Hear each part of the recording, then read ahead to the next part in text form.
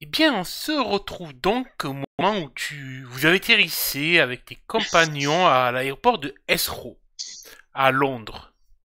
Et au moment où donc vous partez sur le Terminal 2, le Queen Terminal, vous êtes abordé par deux personnes qui vont se présenter à vous. Je les mets à l'écran. Un joli moustachu qui ressemble fort à Magnum. Et un homme a l'air un peu plus sévère avec une cravate, ma foi, avec un goût vestimentaire assez cocasse, jaune avec des croix. En effet, elle n'a pas vu plus Pourquoi pas. cocasse. Et il se présente comme à vous, comme des inspecteurs détachés de Interpol. Le premier, le moustachu, se présente à vous comme étant le major Malcolm, qui vous présentera une plaque de Scotland Yard du bureau antidrogue. Et son collègue, c'est le lieutenant Carell, qui travaille pour la DEA des États-Unis. Et il se présente à vous en vous montrant leurs plaques, qui ont l'air, ma foi, tout à fait réelles.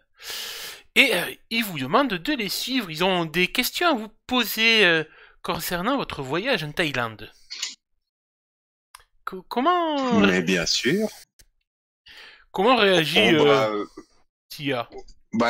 Tia, suite à l'appel qu'elle avait passé et à l'invitation qui lui avait été faite de prendre l'avion pour Heathrow, elle s'attendait un petit peu à un comité d'accueil. Donc, pas forcément de cette nature-là, mais bon, elle est plutôt agréablement surprise, considérant que si ça intéresse la DEA et une section antidrogue de Scotland Yard, et peut-être que finalement le gouvernement a envie de poursuivre les choses et de faire cesser ces trafics et le mal-être de ces réfugiés. Donc elle est plutôt confiante et elle les suit sans problème. Bon, je suppose que Kenneth, lui aussi, va aller suivre sans trop rechigner. Par contre, j'en connais deux, je verrai mardi. Mais je suppose que Cheryl et Flynn tireront un peu la gueule, me crieront. Mais force est constater que si Tia est la voix de la raison, ils te suivront. Oui, après, Tia est la voix de sa raison, hein, pas de la raison de tout le monde, je pense. Mais... En tout cas, les deux inspecteurs se montrent courtois mais fermes à leur intention de vous conduire à bord d'un monospace garé pas très loin du terminal. Il me semble que Tia, t'es sûrement la seule du groupe, je suis même sûr, à avoir des champs d'expérience droit ou droit international. Oui, enfin, je sais que je les ai. Je sais pas si les autres ont ou pas, mais donc, moi, oui, ce sont des champs d'expérience que j'ai. Bien sûr, Flynn, il a fait école de droit, on y croit. Eh bien, il a fait tout à l'envers aussi. Je t'autorise à faire un jet de perception pure, difficulté 5, s'il te plaît. Perception... C'est sixième sens. Hein. Non, dans les caracs. Là, il parle carrément de... Carac. Ouais, okay. Là, il demande une perception pure. Difficulté 5. Pouf. C'est parti. Oh, échec. Échec, ok. Bon, Non, je vois pas que c'est des faux agents. Non, mais bon, c'est un monospace noir avec des plaques administratives, donc qui a l'air assez officiel. C'est pas la voiture de Monsieur Tout le Monde, quoi. C'est vraiment... Il n'y a pas d'emblème du Scotland Yard ou de la DEA. De toute façon, c'est un peu américain, donc... Mais voilà, c'est juste un monospace qui a l'air d'être une sorte de véhicule de location sobre, sans un signe officiel, on va dire. Ok. En tout cas... après, en même temps, la DEA et Scotland Yard, pour Interpol, je m'attends pas non plus à ce qu'ils affichent des couleurs particulières. Un truc sombre, c'est assez logique. Je suis toujours en confiance, tout va bien. Bien, tu vois que façon Malcolm est côté passager, tandis que Carell conduit de manière assez sérieuse, alors que Malcolm lui a l'air d'être assez souriant et tout, justement. Alors que vous vous enfoncez dans les rues de Londres en direction du centre-ville, il s'amusera peut-être même à faire un petit le guide touristique pour ceux qui ont jamais mis les pieds à Londres. Bah, je pense que Kenneth a mis déjà, à part ouais, peut-être Flynn qui est jamais allé à Londres. Mais néanmoins, voilà, il dit ah ça c'est Westminster, à telle place et tout. Il a l'air, ma foi, assez sympathique, autant que son compagnon a l'air d'être plongé dans un mutisme de balai dans le cul, si on peut dire. En tout cas, je suis sûr que Flynn ou Cheryl lui sortiront cela quand ils le rencontreront. Et tu vois, tu connais assez bien Londres, il me semble. Oh, j'y suis déjà allé plusieurs fois. Après, voilà. Et je suis venu assez rarement finalement depuis que ma sœur y vit, puisque on s'évite gentiment de manière à pas s'engueuler tout le temps. Bien, tu verras quand même qu'il t'amène dans le centre-ville de Londres, dans des rues assez du centre-ville un peu pittoresque, d'un petit quartier un peu résidentiel, vers ce qu'ils appellent la Little House.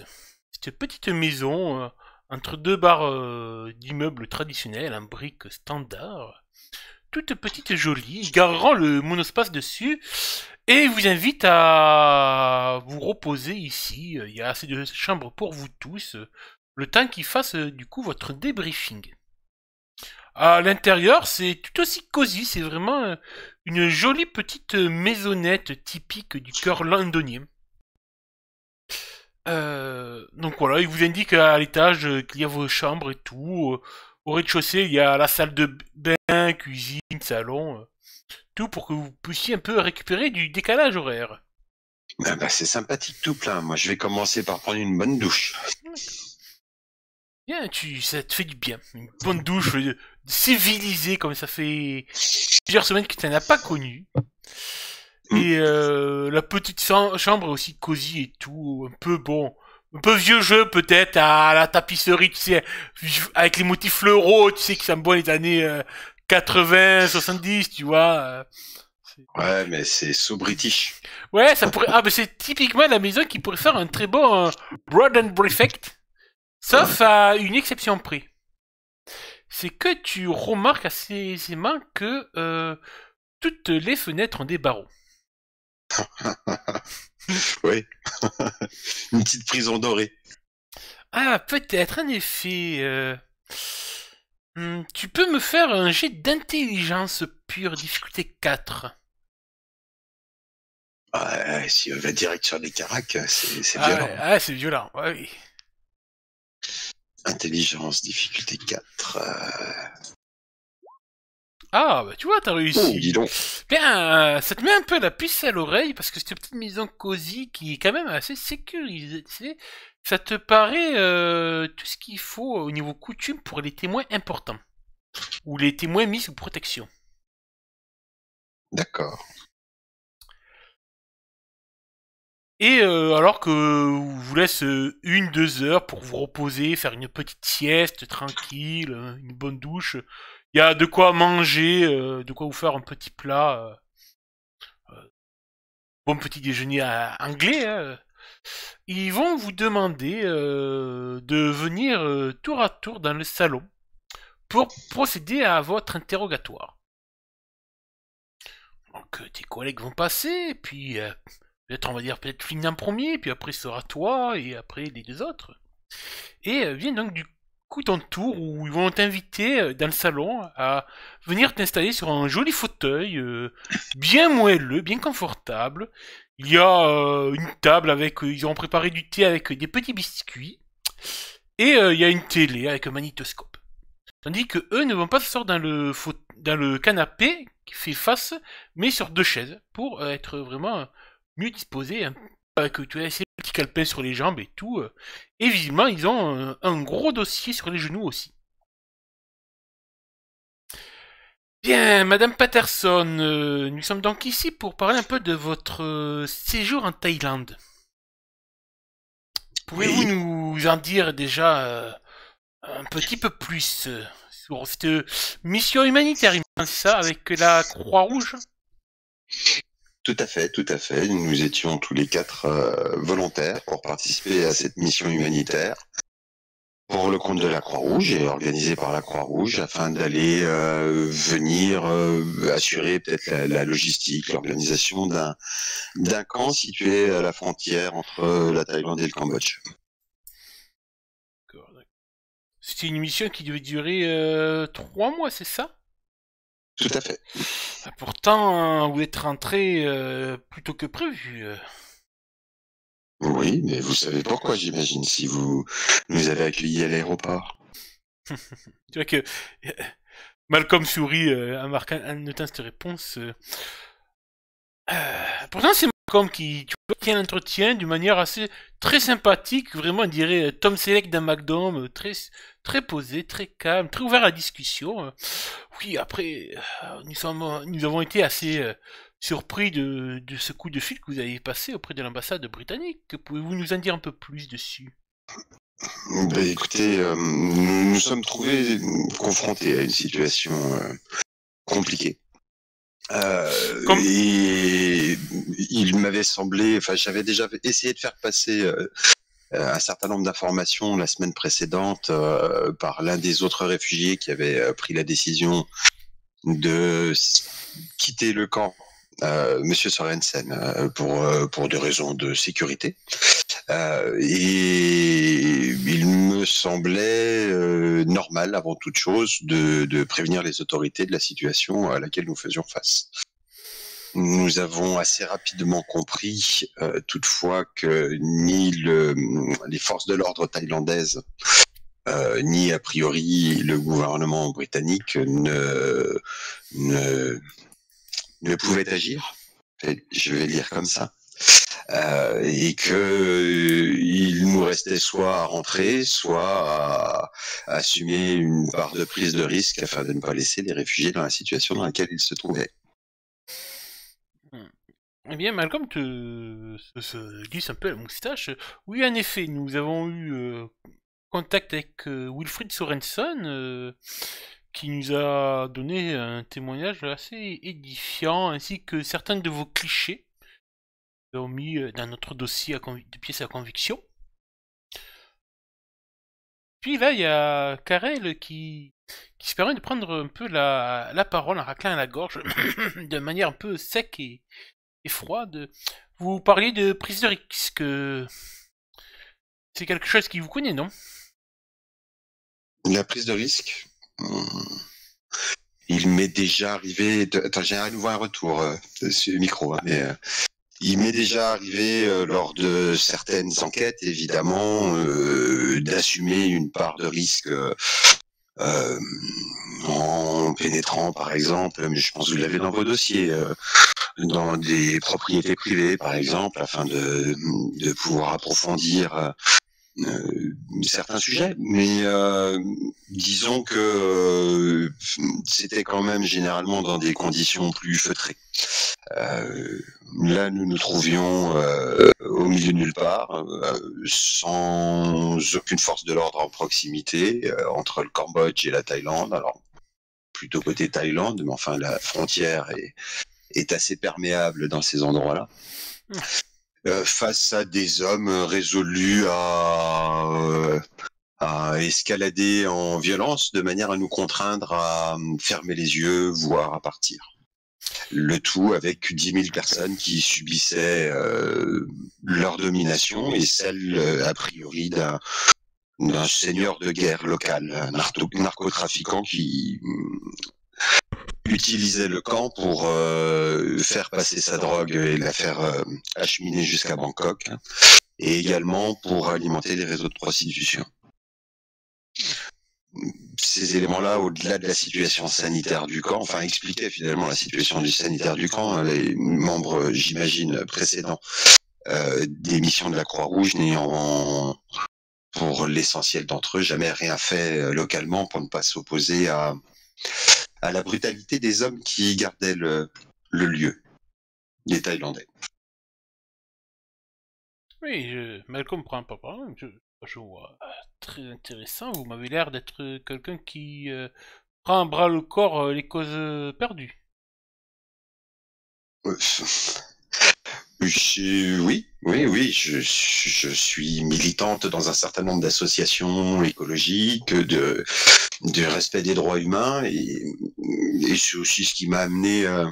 je ne le vous cacherai pas, je me suis engagé dans cette mission humanitaire pour deux raisons. D'une part parce que je considérais que donner de mon temps pour des réfugiés était une chose utile, que c'est un peu plus utile que de simplement faire des articles, et puis que c'était l'occasion pour moi également, au regard de mon travail de journaliste d'investigation, de regarder un petit peu quelles étaient les conditions dans lesquelles les ONG étaient en capacité et quels étaient leurs moyens effectifs sur le terrain d'accueillir les populations réfugiées dans des conditions les meilleures possibles. Sur ce point-là, je vous avouerai que je n'ai pas été déçu. Je ne sais pas encore si je vais publier un article ou pas sur ce voyage.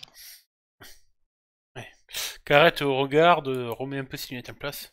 Oui, vous pourriez peut-être attendre avant d'écrire un article, car pour tout, vous n'êtes pas non plus une militante si pacifiste que vous voulez bien le faire croire à tout le monde. Et là, il va ouvrir un dossier, qui va commencer à mettre les feuilles petit à petit sur la table basse pour qu'il puisse les observer et les lire, tout en les lisant lui-même avant de te les transmettre. Nous avons là désobéissance civile pour impression de tract anti-français lors de l'affaire du Rainbow Warrior en 1985.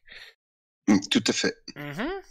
Nous avons aussi une autre désobéissance civile pour agression verbale envers le Premier ministre de Nouvelle-Zélande, Geoffrey Palmer, lors de son meeting après sa nouvelle élection. Bon, disons que l'agression verbale, c'est un petit peu exagéré. Je lui dis ce que je pensais de sa vision politique. Je n'ai utilisé que des termes courtois. Peut-être désagréables, je peux l'entendre. Nous avons, bizarrement, étrangement, je veux dire, votre dossier ne s'arrête pas qu'aux frontières de votre pays de naissance. Nous avons plusieurs plaintes pour effraction et non-respect de la propriété privée sur des sites tels des laboratoires pharmaceutiques dans différents pays. Oui, c'est probable, oui, effectivement. Certains d'entre eux, d'ailleurs, dans des pays assez exotiques, qui utilisaient les subsides internationaux pour produire des drogues de synthèse. Et tout cela, bien entendu, dans le parfait pacifisme. Oui. C'est plus honnête. Ou certifier cela. Pas forcément toujours dans le respect total de toutes les lois, hein, je l'entends. Pour pouvoir investiguer, il faut parfois savoir escalader une grille qui ne nous est pas ouverte, mais en tout cas, je suis pacifiste de nature. Prêt à faire des choses un peu plus risquées, n'est-ce pas? Comme par exemple tirer sur un homme. Il te montrera un autre dossier. Nous avons là plusieurs accusations de connivence avec des mouvements écoterroristes couverts de votre métier et de votre profession. Et notamment une effraction d'un laboratoire en Pologne pour libérer des animaux de laboratoire, notamment des singes, des primates, avec un groupe radical de la FLA, le Front de Libération des Animaux.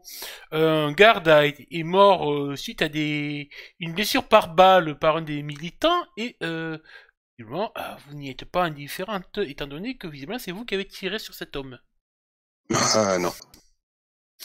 Pas du tout. Fais-moi un petit jet Alors, de... Je sais pas si j'étais sur place ou pas, mais... et a priori, si j'étais sur place, j'ai dû essayer de m'opposer ou de calmer les choses. Tu veux que je fasse un jet de quoi? De 6e sens, difficulté 5. 6e sens, difficulté 5. Hop, pouf. Raté. Ouh, un beau ratage. Ouais, tu vois que ce dossier, en tout cas, les informations et tout qu'il y a, elles ont l'air d'être vraiment... Il y a même tes empreintes et tout... Visiblement un relevé d'empreintes sur arme à feu et tout, qui correspond et tout. Carrette regarde, vous saviez que cet homme Miklošević avait une femme et 2 enfants? Alors, non, je ne savais pas qu'un homme était mort, je ne savais pas le nom de cet homme. Je milite avec un certain nombre d'organisations associatives qui ont pignon sur rue, au sein de laquelle je ne vous cacherai pas et desquelles nous trouvons régulièrement des individus un peu radicalisés que j'essaye moi-même d'ailleurs de pondérer. Et je ne sais pas quelle est la nature de ce dossier. J'imagine d'ailleurs que si si il y avait eu un meurtre et que j'en avais été l'auteur, j'aurais sans doute subi des poursuites depuis bien longtemps. En effet, c'est vrai que pour toi, cette histoire, ça n'a jamais existé. On est bien d'accord. Bah oui, enfin, ou alors Non, tu n'as problème. pas Mais- eu d'amnésie rétrograde ou quoi Non. que ce soit, mais tel que je connais Tia, elle aurait pas trempé dans un truc pareil, ou alors contre son gré, et en tout cas, c'est pas elle qui aurait tiré. Ça, c'est sûr. en tout cas, c'est vrai que quand tu regardes, vu que tu as quelques notions de droit et tout, quand tu vois, regarde un peu le dossier qu'il transmet, toutes les preuves et tout, Mm. c'est vrai que si ce genre de dossier était mis sur le bureau d'un procureur, Ça pourrait être pénible. ça pourrait être ouais, plus que pénible. À quoi jouez-vous, messieurs? C'est un faux, ce dossier. Je sais ce que j'ai fait ou ce que je n'ai pas fait. Hein. Donc forcément, maintenant, si vous souhaitez un certain nombre d'informations, si vous voulez que je vous dise quelque chose, je coopère, vous le voyez bien. Après, n'essayez pas de me faire croire que je suis ce que je ne suis pas. Pourtant, c'est Si vous vous... voulez savoir ce que je suis, je ne dis pas que les choses n'ont pas un petit peu évolué. Hein. Pourtant, c'est vous-même qui paraît de vous radicaliser, c'est ça? Pas du tout. Non. Vous êtes sûr? Vous n'avez jamais tenté à vous radicaliser dans une situation complexe? Alors, jusqu'à ce que je fasse ce voyage humanitaire en Thaïlande. Et justement, quand je tu dis ça, quand tu parles du je- voyage en Thaïlande, tu vois que Malcolm se lève, prend une cassette et la met dans le magnétoscope. bah, je vais regarder.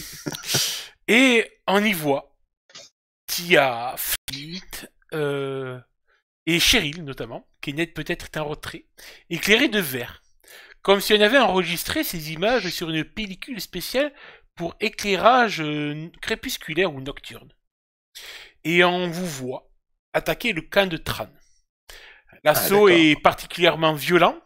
Des gros plans sur les victimes, certaines coupées en deux par les rafales d'armes automatiques, les corps aussi des innocents que la grenade mal lancée par Flint a tué malheureusement. Et le son bien que le son ne soit pas présent sur le film, les images sont assez bonnes pour voir quand même toute l'horreur. D'ailleurs, tu peux revoir le tir dans la tête de l'homme que tu avais exécuté. Tu vois sa cervelle bien partir en arrière. Et on vous revoit repartir quelques minutes après, une véritable boucherie, plusieurs tirs de grenades qui ont déchiqueté des hommes aussi. Et le film se poursuit sur une image fixe du campement de Liventran, complètement dévasté. Comment réagis-tu en revoyant ces images, surtout d'un point de vue extérieur, et qui montrent vraiment toute l'ampleur de... On va pas se le cacher, ça a été quand même une assez grosse boucherie. Je suis assez choqué en fait, et ça me replonge dans une réalité que j'assume, hein, que j'ai pas essayé d'occulter, mais voilà. Je dirais que mêler cette vision plutôt objective et extérieure à des souvenirs qui eux forcément ne sont que partiels, puisque l'adrénaline du moment, etc., j'imagine, m'a pas permis d'avoir une vision ou un regard aussi froid. Je pallie un peu. Je suis pas à l'aise. Alors je suis pas à l'aise. C'est pas vis-à-vis d'eux. Hein, je suis choqué par ce que je vois en fait. Tu vois Et je me lève avant la fin de la cassette pour aller me servir un petit verre de quelque chose d'un petit peu costaud là pour Alors, visiblement, pu voir pendant que vous avez profité de 1-2 heures qu'il n'y avait pas d'alcool dans la maison. D'accord. Ça serait comme mettre une arme à feu chargée pour un enfant avec Cheryl à l'éparage. Donc, oui, néanmoins, tu vois que... Je voulais juste boire un fond de verre, hein, je voulais pas me saouler. Malcolm... je me sers un verre de thé. Ouais, parce que Malcolm, d'ailleurs, justement, en voyant ton malaise, te proposera une tasse de thé. Et t'invitera à... C'est gentil, oui. À te rasseoir dans le fauteuil de manière douce, alors que Carré est toujours aussi froid. Et Malcolm te dit, Lady, Ces images proviennent d'un satellite de la CIA en orbite autour du Triangle d'Or, où apparemment vous avez été. Ça, nous le savons. Avant que vous ne parliez de machination du gouvernement et autres petits gris, je dois vous signaler que Scotland Yard est sûr à 99,99% que ce film est authentique. Mon collègue et moi-même aimerions que vous reconnaissiez que c'est bien vous qui êtes les auteurs de cette opération, dirons-nous, coup de poing, contre les installations de Monsieur Lee Van Tran.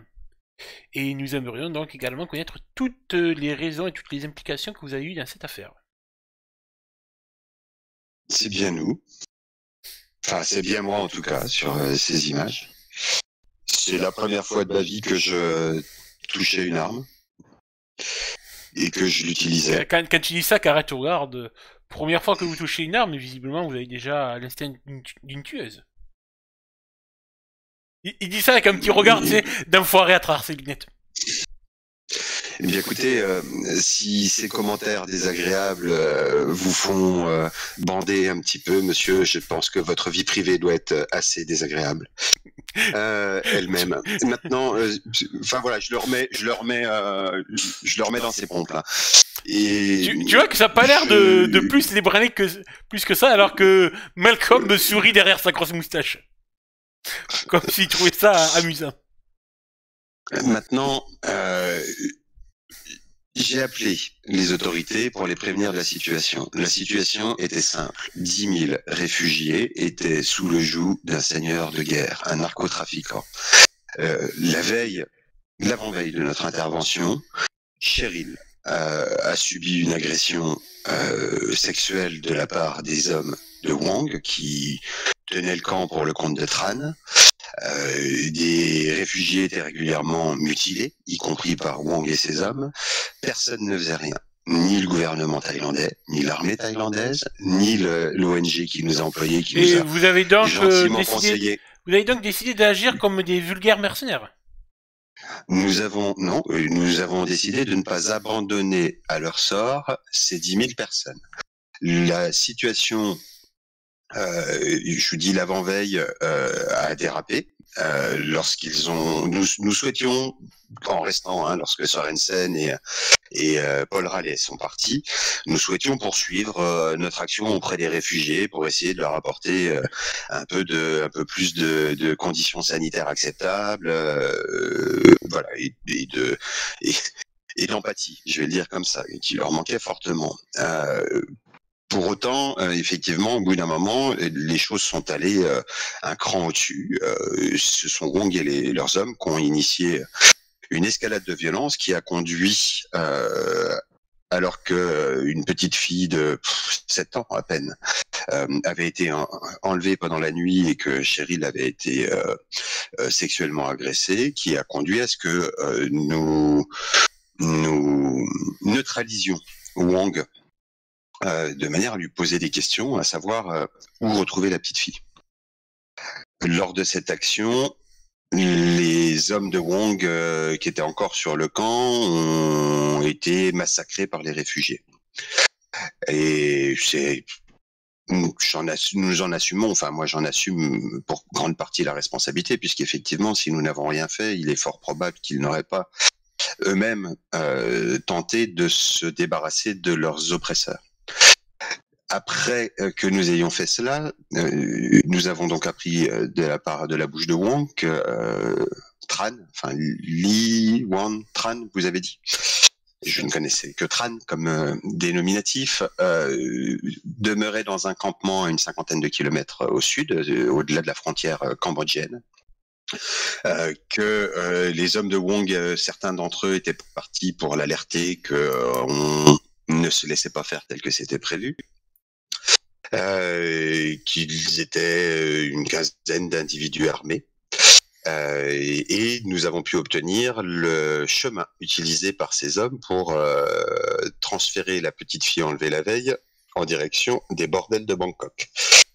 Nous avons donc décidé d'agir. Nous nous sommes rendus au petit village à proximité du camp 105 où ils devaient récupérer un véhicule pour la ramener à Bangkok, et nous avons intercepté les hommes de Wong là-bas pour libérer la jeune fille. Il y a eu une échauffourée avec 2 blessés à ce moment-là. Moi-même j'étais équipé d'une machette pour les intimider. Je n'ai blessé personne, j'en aurais été bien incapable. Nous avons libéré la petite fille, laissé les... Cela n'a pas duré longtemps. C'est Karel qui parle. Je fais comme si je l'avais pas entendu et je continue. Nous avons récupéré la petite fille. Et c'est à ce moment-là que j'ai décidé d'appeler les autorités britanniques pour voir si quelque chose pouvait bouger ou pas, puisque notre action, en fait, pour venir interférer avec les trafics d'êtres humains et de drogue de ce cher Tran, allait générer une action de rétorsion auprès de l'ensemble des réfugiés et sans doute un bain de sang que nous ne pouvions laisser faire. Nous avions ça aurait été, enfin moi à titre personnel, je me sentais responsable du fait que nous n'ayons pas plié aux menaces et intimidations de Wong et de ses hommes, et donc par là même de Tran. Je me sentais responsable des conséquences négatives que cela pouvait avoir pour les réfugiés. Et je ne pouvais pas, je considérais que il était de mon devoir de faire quelque chose. Tu vois que justement, les autorités qui m'ont expliqué tu vois que attends. Tu vois que justement, quand tu parles de ça, que tu t'es inquiété du sort des réfugiés, des conséquences que pouvait avoir votre, on va dire, coup d'éclat contre 30, que Malcolm le note avec une certaine approbation, signe de tête à l'approbateur. Évidemment, il avait l'air, tu sens qu'il avait l'air justement d'aborder la question, mais vu qu'il a répondu d'elle-même, tu vois qu'en tout cas, il le note de manière positive. Bon. Et donc, nous nous sommes dit qu'il fallait trouver un moyen déjà de permettre à ces réfugiés de se défendre et de voir s'il n'était pas indispensable d'essayer d'aller arrêter. Alors, nous avons vu le film ensemble, hein, donc l'histoire est claire sur ce qui s'est passé in fine, mais en tout cas mettre hors d'état de nuire Tran et ses hommes de manière à ce qu'ils cessent de leurs exactions et de menacer la survie des réfugiés qui étaient présents au camp, et puis qu'ils arrêtent de les mutiler, de les utiliser comme mules et d'enlever des petites filles. Nous avons acheté des armes. Tu vois que là, tous les deux élèvent leurs yeux de leur dossier. Ils arrêtent de noter pour t'écouter attentivement. Nous avons acheté des armes auprès d'un ancien militaire thaïlandais sur un antiquaire, pardon, qui vendait un peu de surplus de l'armée. Un antiquaire, oui, bien entendu. Et nous sommes retournés au camp. Lorsque nous sommes arrivés au camp, Wong s'était échappé en assassinant un réfugié qui le surveillait, qui le gardait, et Kathleen, une des réfugiées qui était avec nous, une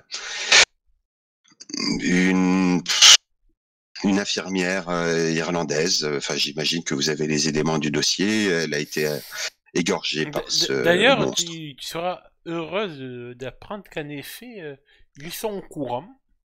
Et Malcolm t'apprendra que le corps de Kathleen, vous l'aviez enterré, je crois. Oui, on l'avait enterré, oui. Bien, il t'apprendra que néanmoins, son corps a été rapatrié en Irlande auprès de sa famille. C'est une excellente nouvelle. Je ne sais pas si les obsèques officielles ont déjà eu lieu. Pas encore. Je ne sais pas pour combien de temps nous en avons, mais je serais intéressé par la date et le lieu de ces obsèques. Kathleen était une femme exemplaire. Elle mérite que l'on soit présent. Tu vois que pareil, Malcolm marque cela dans son carnet de nerfs approbateur. Alors que Karel a l'air d'être toujours sacré pisse vinaigre. Et donc, lorsque nous avons constaté cela en arrivant au camp, le temps urgeait puisque la fuite de Wong pouvait appeler à une riposte rapide de Tran et de ses hommes. Et après mûre réflexion, nous avons décidé puisque nous savions à peu près où se trouvait le camp, de nous y rendre nous-mêmes le lendemain. 3 réfugiés ont été volontaires pour nous accompagner. Nous avons équipé certains réfugiés du camp. Beaucoup d'entre eux avaient déjà vécu des périodes de combat, de manière à ce qu'ils puissent défendre le camp et les autres réfugiés en cas d'attaque. Et nous nous sommes rendus dans le camp de Sotran. Carrette te regarde de dire un peu suspicieux. Je comprends que vous avez monté du coup de milice armée. Oui, on peut appeler ça comme ça, oui. Quand aucune autorité ne vous défend, à un moment, il appartient aux personnes peut-être de se protéger. Quitte à enfreindre plusieurs lois nationales et internationales? Est-ce que vous voulez qu'on discute des lois internationales qui ne sont pas respectées par la Thaïlande et par tous les pays qui sont au courant de ce qui se passe dans ce campement? Depuis combien de temps? Est-ce que vous voulez qu'on discute de la responsabilité d'une organisation non gouvernementale comme la Croix-Rouge dans le trafic de petites filles réfugiées sur un camp et dans les mutilations d'un grand nombre de personnes? Est-ce que vous souhaitez qu'on discute de l'inaction du gouvernement britannique face à cette situation? Tu vois que Malcolm sourit face à ton discours et il se tourne vers Karel et... Ah, je l'aime bien celle-là. Elle a de la répartie. Karel se redresse, renoue sa cravate un petit peu là, elle en redresse. Je dirais plutôt que c'est une fouille de merde, mais bon. Bien, je vois que votre témoignage est quand même assez édifiant. Vous avez mis un grand résumé assez détaillé de la situation. Qu'en est-il de vos compagnons? C'était la première fois que vous rencontriez? Vous aviez... Non, j'avais déjà rencontré Cheryl par le passé. Tu vois qu'ils notent ça tous les deux, ils te regardent, il a un sourcil vers toi pour voir si tu vas en dire plus ou pas. Je m'arrête là. D'accord. Et aucun lien avec ce Flynn Ray et ce Kenneth McMurdoch? Non. Si. Je crois que j'avais déjà croisé Kenneth dans un stage de plongée, sans doute en mer Rouge. Oui, il note tout. De toute façon, Kerel, tu t'as marqué, tu dis, de toute façon, vous n'avez jamais eu réellement, vous êtes plutôt une solitaire, vous n'avez jamais eu vraiment de relation durable avec un homme. Non. Bon, quand même, au niveau relation familiale, c'est compliqué, n'est-ce pas? Vous avez, après tout, vous pouvez couper votre famille en deux. Alors mon père est mort, donc oui, c'est pas super agréable. Ma sœur vit à Londres. Je dirais que nous ne partageons pas toujours la même vision des choses et je m'entends très très bien avec maman. Fais-moi un petit jet de 6ème sein, difficulté 6, s'il te plaît.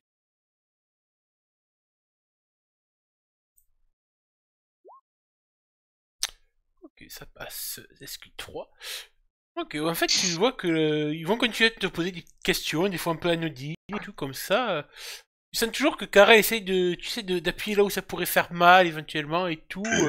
Good cop, bad cop, c'est bon. Voilà, carrément. En fait, tu comprends, t'arrives à deviner que tout cela est plus un test qu'un vrai interrogatoire.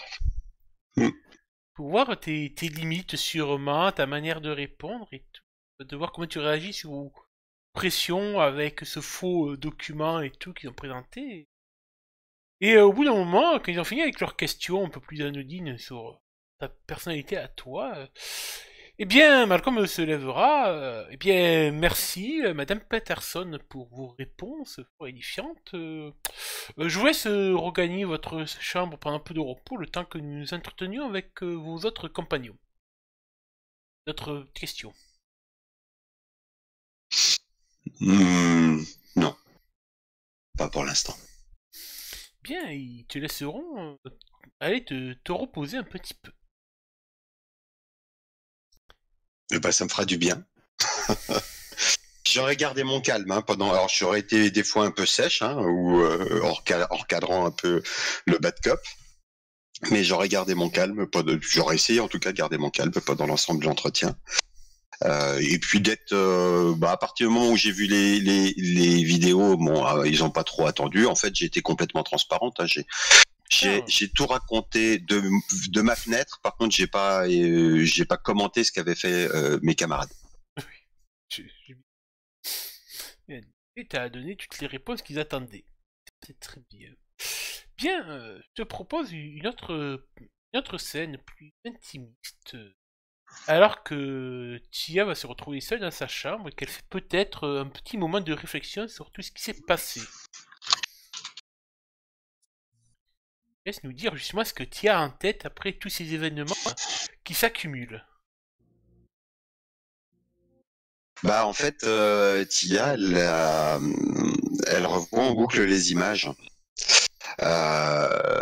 Je revois en boucle les images de la tête du mec qui explose. Et le pire, c'est pas tant ça parce que il était prêt à tirer sur Flynn à ce moment-là ou sur Carlotti, je sais plus. Donc elle a protégé une vie contre une autre, mais c'est son lancer de grenade à elle sur deux hommes qui venaient de sortir du baraquement, alors que sans même s'être laissé le temps de voir s'ils envisageaient de se rendre, sans sommation, sans... Enfin voilà, il y a ce côté en fait dans cette action où tout s'est enchaîné sans qu'à un moment donné, et elle s'en est rendu compte en visionnant, on ait laissé l'opportunité à certains de lâcher les armes, quoi. Et puis la dureté de la grenade qui explose pas dans la bonne baraque, et surtout qu'elle se rappelle elle des images de l'intérieur de la baraque quand elle est chercher la petite fille qui était cachée sous la bassine. Et elle va pas bien, elle va pas dormir de la nuit, Tia, ça tourne en boucle et en fait elle refait le film en se demandant systématiquement s'ils auraient pu agir autrement.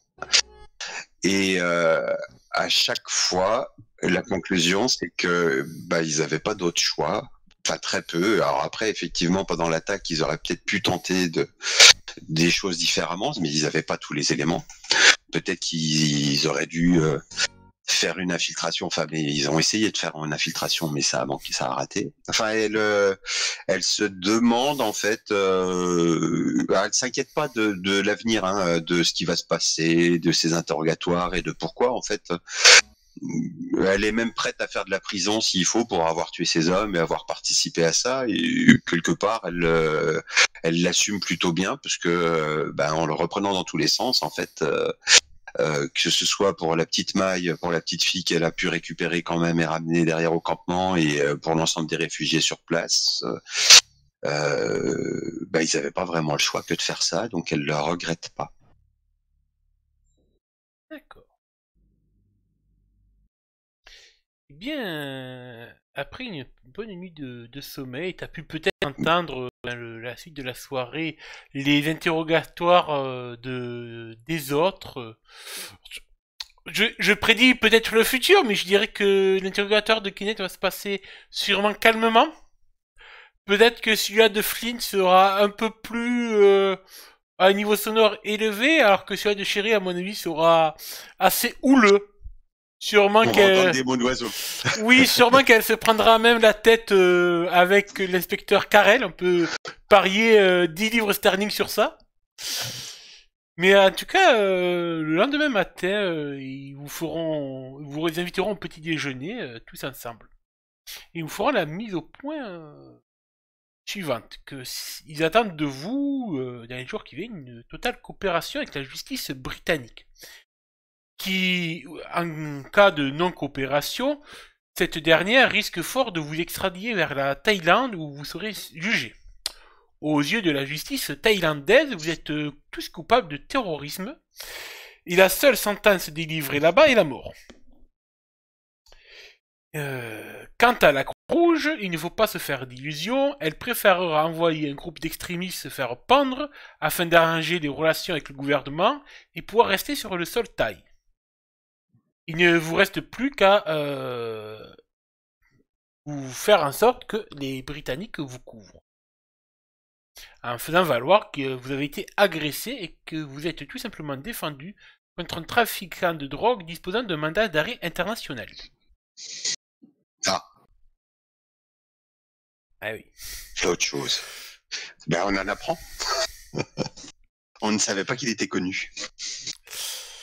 En tout cas, si vous montrez correct et vous donnez toutes les raisons de votre bonne foi à Malcolm et Karel, bon, sûrement fait avec forte véhémence de la part de toujours la même, on se demande qui, bien entendu, Cheryl, et peut-être même Flint, je pense aussi, il se lancera quelques piques assassines sur Karel, ils vont décider de vous relâcher, en vous demandant cependant de ne pas quitter le territoire pendant au moins 2 semaines pour votre sécurité, et aussi qu'enfin qu'ils bouclent le dossier avec l'inspecteur Karel. Quand ont lieu les obsèques de Kathleen et où? Ça sera sûrement dans la semaine. Il n'a pas la date, il peut se renseigner, mais... Est-ce qu'on peut quitter le... C'est le Royaume-Uni qu'on doit pas quitter? On peut aller en Irlande? Parce qu'à mon avis, elle va être enterrée en Irlande.